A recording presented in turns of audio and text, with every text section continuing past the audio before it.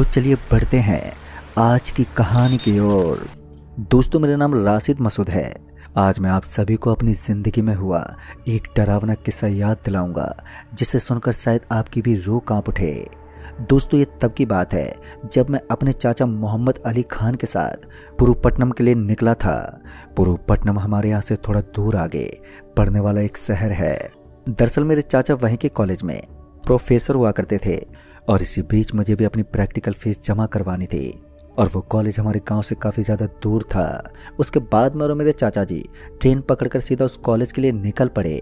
मुझे अपने भूगोल की प्रैक्टिकल फीस के साथ साथ फाइल भी जमा करवानी थी, इसलिए हम दोनों ट्रेन से निकल पड़े क्योंकि वहाँ से उस कॉलेज की दूरी काफ़ी ज़्यादा थी। हमारा यूनिवर्सिटी भी वहीं था और वहीं पर हमारे सारे डॉक्यूमेंट्स वगैरह जमा होते थे। अंधेरा होने के बाद मुझे हर सफ़र में डर लगता है, चाहे वो ट्रेन का सफ़र हो या फिर बस का सफ़र हो। इस वक्त तो मेरे साथ मेरे चाचा जी सफ़र कर रहे थे, लेकिन आते वक्त मुझे अकेले में ही सफ़र को काटना था, इसलिए मुझे डर तो लग रहा था। लेकिन फिर हम लोग कॉलेज में पहुंच गए। कॉलेज में पहुंचने के बाद मैंने अपनी फ़ाइल जमा करवा दी। ट्रेन से यहाँ तक होने वाला सफ़र काफ़ी ज़्यादा मुश्किल लग रहा था। आते वक्त मेरा तो सर दर्द करने लगा था और वो दूरी भी कुछ ज़्यादा ही थी, तो थकावट भी महसूस हो रही थी। उसके बाद मैंने अपने चाचा जी को बताया कि जाते समय मुझे लोकल ट्रेन में सफ़र नहीं करना है, क्योंकि लोकल ट्रेन के अंदर इतनी ज़्यादा सुविधाएं नहीं होती हैं। लेकिन मेरे चाचा जी मेरी बात कहाँ मानने वाले थे। उन्होंने कहा, अभी रात को ट्रेन आने वाली है तो तुम उसी ट्रेन से निकल जाना, सुबह के 5 बजे के आसपास घर पहुँच जाओगे। इसीलिए मैंने सोचा कि चाचा जी की बात मानकर जल्दी से स्टेशन पर पहुंच जाऊंगा और फिर स्टेशन से रात वाली ट्रेन को पकड़कर अपने घर के लिए निकल जाऊंगा। यही सोचकर मैंने अपना सारा सामान उठाया और उसके बाद वहां से रेलवे स्टेशन के लिए निकल गया। जब मैं उस कॉलेज से निकला था तो मुझे शाम के 6:30 बज गए थे। हमने रात के सफ़र को काटा था तो मुझे रात की नींद भी अब काफ़ी ज़्यादा परेशान कर रही थी। फिर क्या था, मैं ट्रेन का इंतज़ार करते हुए स्टेशन पर पहुंच गया। स्टेशन पर पहुंचने के बाद मेरी मुलाकात एक आदमी से हुई जिसने अपने हुलिये को लाल रंग का बना रखा था।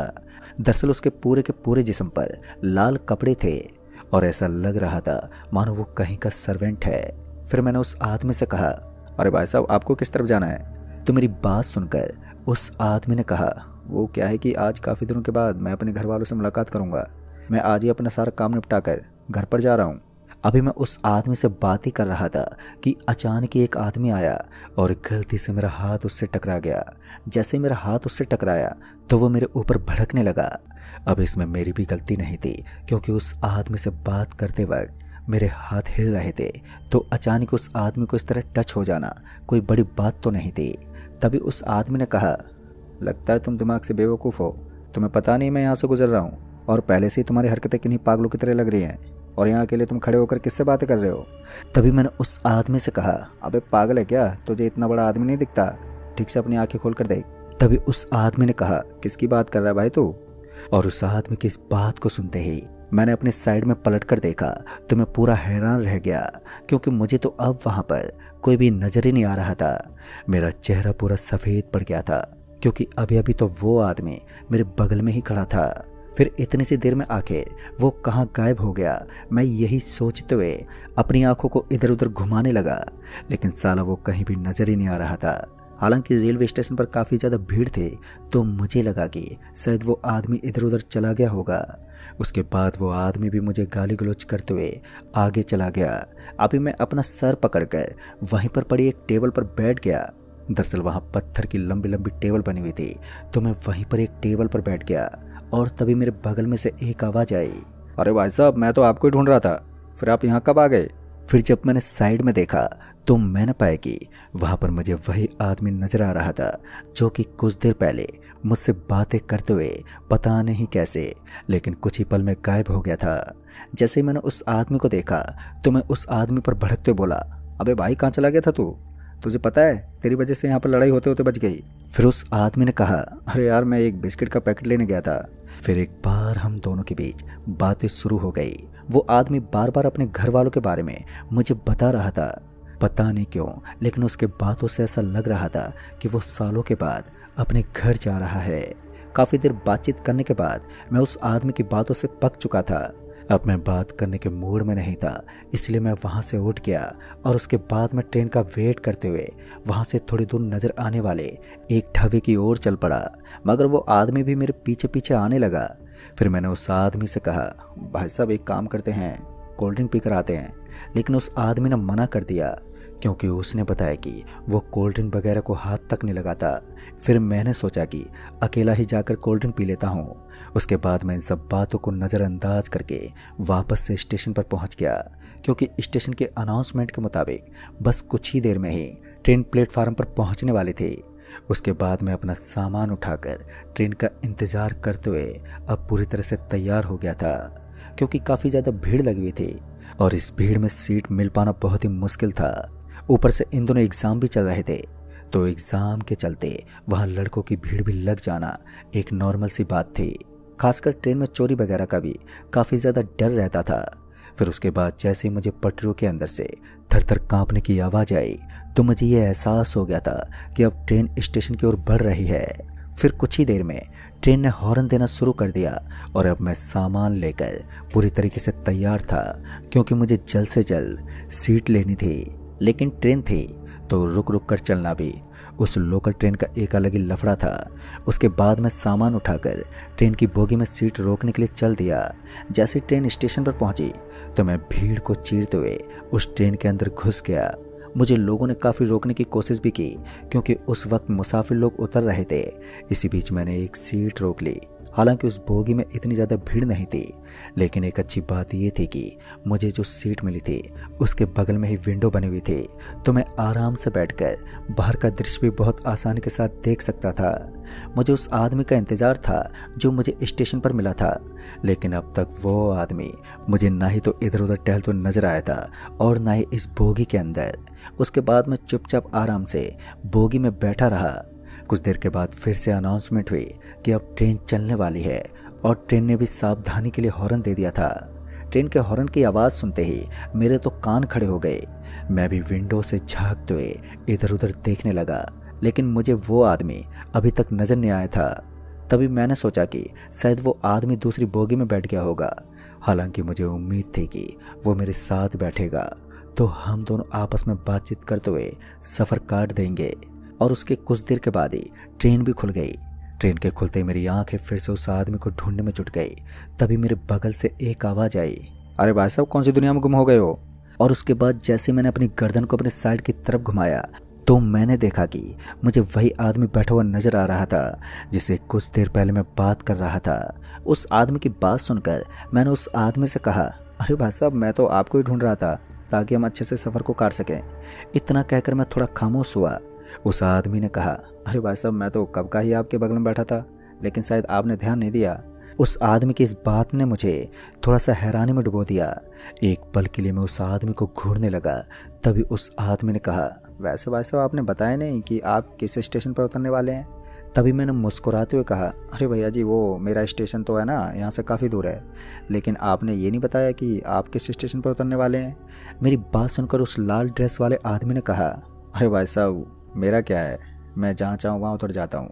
उस आदमी की बातों में काफ़ी ज़्यादा गहराई छुपी हुई थी, जिनको समझ पाना सच में मेरे बस से बाहर था। उसके बाद मैंने भी उस आदमी से दोबारा इस बारे में कुछ नहीं पूछा और चुपचाप से उसके बगल वाली सीट पर बैठा रहा। ट्रेन ने इस वक्त तक काफ़ी रफ्तार पकड़ ली थी। ट्रेन इतनी ज़ोर से चल रही थी कि आसपास के पेड़ पौधे भी तेज गति से मेरे कान के करीब से गुजर रहे थे। कुछ देर स्पीड से चलने के बाद ट्रेन ने एक स्टेशन पर अपने आप को थाम लिया, और जैसे मैंने उस स्टेशन को देखा तो मैंने पाया कि स्टेशन काफ़ी सुनसान लग रहा था। हालांकि मैंने इस बात पर ज़्यादा ध्यान नहीं दिया था कि उस स्टेशन पर लोग नहीं हैं।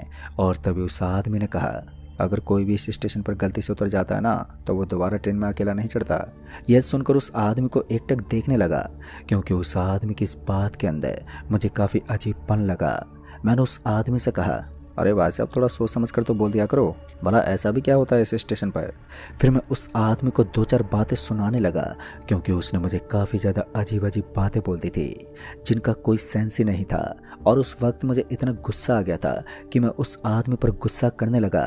फिर मैं गुस्से में पानी की बोतल लेने के लिए स्टेशन पर उतर गया। उस आदमी ने मुझे रोकने की बहुत ज़्यादा कोशिश की, लेकिन भला मैं कहाँ उसकी बात सुनने वाला था। और उसके बाद जैसे मैं स्टेशन पर उतरा तो मैंने देखा कि स्टेशन के ऊपर काफ़ी ज़्यादा सन्नाटा था। वहाँ पर तो किसी की मौजूदगी भी ना के बराबर थी। और ये बात मुझे खटक रही थी, क्योंकि वो एक रेलवे स्टेशन था और उसके ऊपर किसी इंसान का मौजूद ना होना हर किसी को हैरान कर देता है। जब मुझे लगा कि यहाँ आसपास कोई दुकान नहीं है, तो इस चीज़ को देखकर मैंने अपने कदमों को वापस से ट्रेन की तरफ मोड़ लिया। उसके बाद जैसे मैं ट्रेन में चढ़ा तो मुझे ऐसा लगा कि एक हवा के झोंके ने मेरे पूरे शरीर को छलनी छलनी कर दिया है। मुझे एक अजीब सी चीज़ का एहसास हुआ। इस अनुभव का एहसास मैंने आज से पहले कभी नहीं किया था।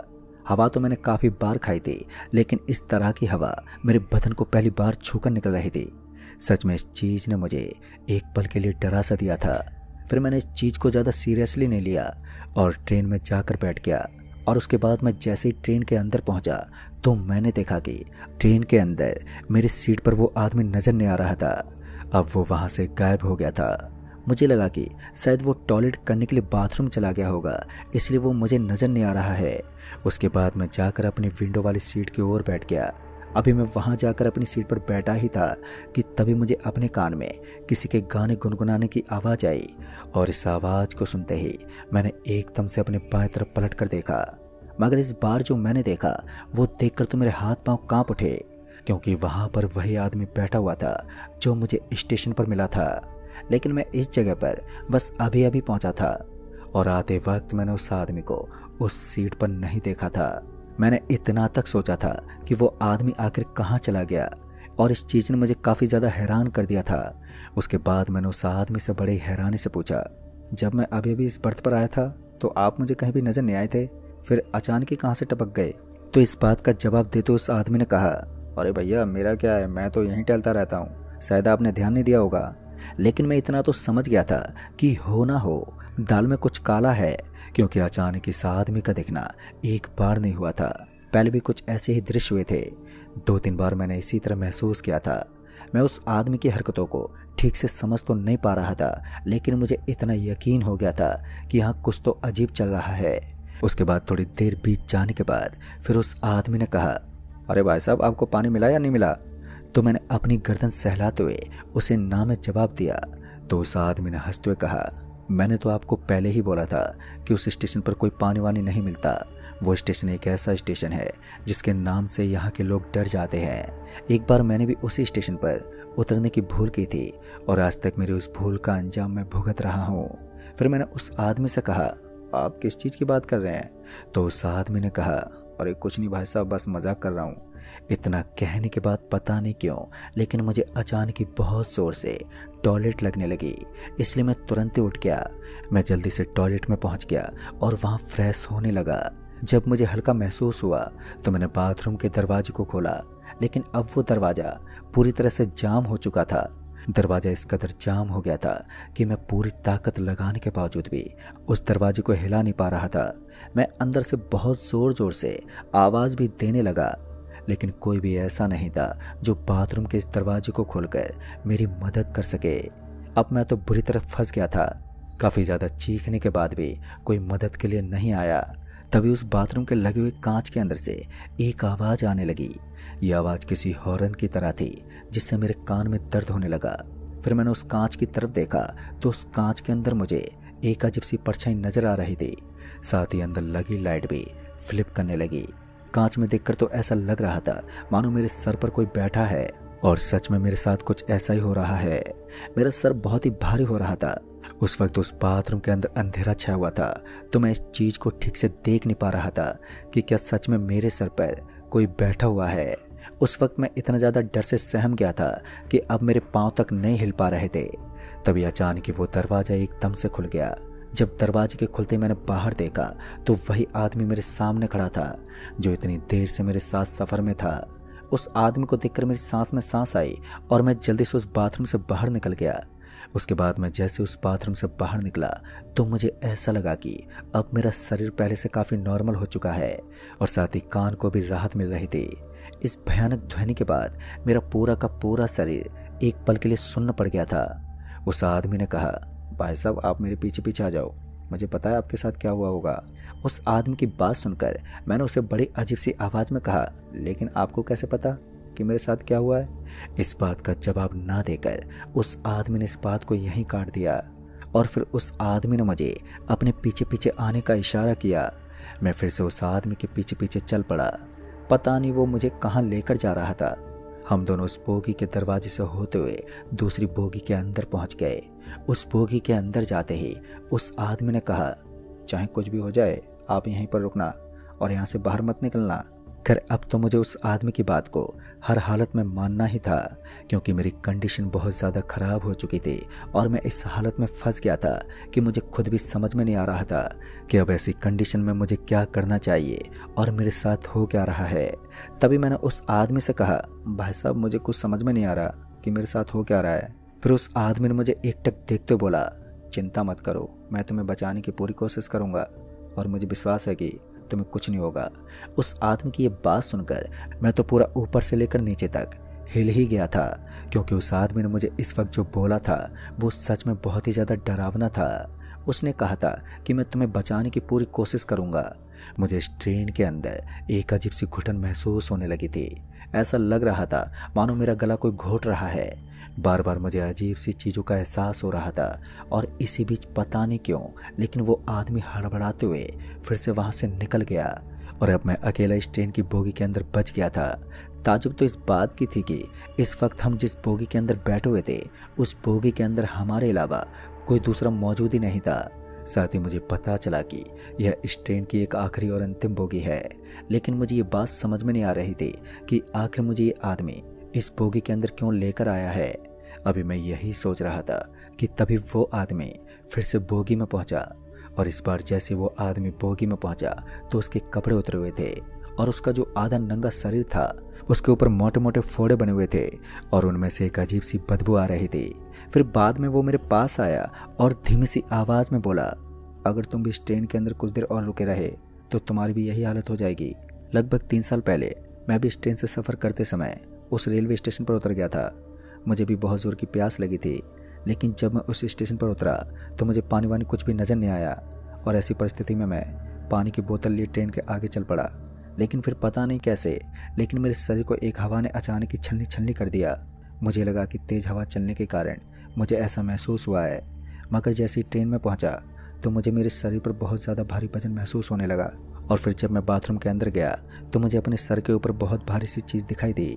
ऐसा लग रहा था मानो मेरे सर पर कोई औरत बैठ गई है। उस वक्त तो मैंने इस चीज़ पर ज़्यादा ध्यान नहीं दिया था, लेकिन फिर कुछ देर तक मैं बोगी के अंदर बैठा रहा तो अचानक ही मेरे शरीर को कुछ कीड़े काटने लगे और तब मुझे हल्की हल्की नींद का एहसास हुआ। जब मुझे हल्की हल्की नींद का एहसास हुआ तो उस समय ना चाहते हुए भी मेरी आँख लग गई और फिर जब मैंने अपनी आँख खोली तो मैंने देखा कि मेरा शरीर अब छलनी छलनी हो गया है। उस आदमी ने जिस तरह की हरकतें बताई थी बिल्कुल उसी तरह मेरे साथ हो रहा था। उस आदमी ने बताया कि उसके बाद मेरी डेथ हो गई और आज भी एक रूह के रूप में मैं यहीं भटकता हूँ। उस आदमी की बातों ने मुझे अंदर से लेकर पूरा हिला दिया था। मैं काफ़ी ज़्यादा डर गया था। फिर उसके बाद उस आदमी ने बताया कि तुम्हें यहाँ से कुछ दूर आगे आने वाले भगवान राम मंदिर में उतरना है। मुझे उस आदमी से भी भय लग रहा था क्योंकि वो भी एक प्रेत था। फिर उस आदमी ने कहा, मैं तुम्हारी जान तो बचा लूँगा, लेकिन तुम्हें भी मेरा एक काम करना होगा। फिर उसके बाद उस आदमी ने कहा, शेखावाटी नगर में जाकर मेरे घर वालों को ये सूचना दे देना कि मैं अब हमेशा हमेशा के लिए उनको छोड़कर यहाँ से जा चुका हूँ। फिर ये बात सुनकर मेरी तो आंखें नम हो गई। फिर उस आदमी ने बताया कि मैं ही एक अकेला इंसान हूँ जिसे वो नज़र आया है, बाकी किसी भी इंसान को मेरा रूप नज़र नहीं आता। शायद तुम्हारे और मेरे गण मिलते जुलते हैं। फिर थोड़ी दूर आगे जाने के बाद पता नहीं क्यों लेकिन मेरे पैर में मुझे दर्द हो रहा था और फिर जब मैंने अपने पैर की एड़ी को देखा तो उसके अंदर अब गहरा गड्ढा पड़ गया था। मेरे पैर के अंदर से खून टपक रहा था और खून को टपकते हुए देखकर सच में मुझे घबराहट होने लगी और अब मैं पूरी तरह हताश होकर अपनी सीट से उठने लगा। मेरा सर भी बहुत ज़्यादा भारी हो गया था। मुझे ज़ोरों से नींद आ रही थी, लेकिन अगर मैं सो जाता तो मेरा पूरा का पूरा शरीर छलनी हो जाता। अभी भी वो स्टेशन 10 मिनट की दूरी पर था। काफ़ी देर तक इंतज़ार करने के बाद जाकर ट्रेन एक स्टेशन पर रुकी और मैं अपने पैर को घसीटते हुए उस रेलवे स्टेशन से नीचे उतर गया। उस स्टेशन से थोड़ी दूर आगे मुझे मंदिर के ऊपर टंगी हुई एक झंडी नजर आ रही थी और उस झंडी को देखते ही मुझे पूरी तरीके से विश्वास हो गया कि यही वो राम का मंदिर है जो उस आदमी ने बताया था। फिर उसके बाद मैं अपनी घायल अवस्था में उस मंदिर के अंदर पहुंचा। तब जाकर मुझे राहत की सांस मिली, लेकिन अब तक मेरे दोनों पैरों के अंदर गहरे गड्ढे पड़ गए थे। उसके बाद उस राम मंदिर की सीढ़ियों पर जाकर मैं लेट गया और मेरी आंखें बंद हो गई। उस आदमी ने मुझे जो एड्रेस दिया था, मैं उस तक वो जानकारी पहुंचाने के लिए पूरी तरह से तत्पर था। उस आदमी ने मुझे कुछ गुप्त बातें भी बताई थी जो उसके परिवार वालों को सुनानी थी। दूसरे दिन जब मैं नॉर्मल हुआ तो मेरी हालत में थोड़ा सुधार था। वहाँ के पुजारी ने मुझे अस्पताल में भर्ती करवा दिया था। पूरी तरह से ठीक हो जाने के बाद जब मैंने पुजारी से बात की तो उन्होंने बताया कि उस रेलवे स्टेशन पर इन चीज़ों का भटकना आम बात है। वहाँ कई सालों से भूत प्रेत का आतंक है और जैसे सूरज अपनी रोशनी के साथ बादलों में डूब जाता है, वैसे उस स्टेशन के ऊपर चहल पहल एकदम से रुक जाती है। स्टेशन पूरी तरह से भूत शक्तियों के कब्जे में आ जाता है। दोस्तों, मैंने अपने घर वालों को भी सारी बात बताई, तब जाकर उन्हें मेरी बात पर विश्वास हुआ। फिर मैंने उस आदमी की उस खबर को भी शेखावाटी नगर के उस कस्बे में पहुंचा दिया। लेकिन आज इस घटना को काफ़ी दिन बीत गए हैं, मगर अब भी मुझे जब वो घटना याद आती है तो उस आदमी का चेहरा मेरी आंखों के सामने झलकता है, क्योंकि फिर कभी मैंने उस आदमी को नहीं देखा था। तो दोस्तों, इस कहानी में बस इतना ही। कहानी आपको पसंद आई हो तो वीडियो को लाइक शेयर जरूर कर दें और साथ ही हमें नीचे कमेंट बॉक्स में जरूर बताएं। तब तक के लिए बाय एंड टेक केयर।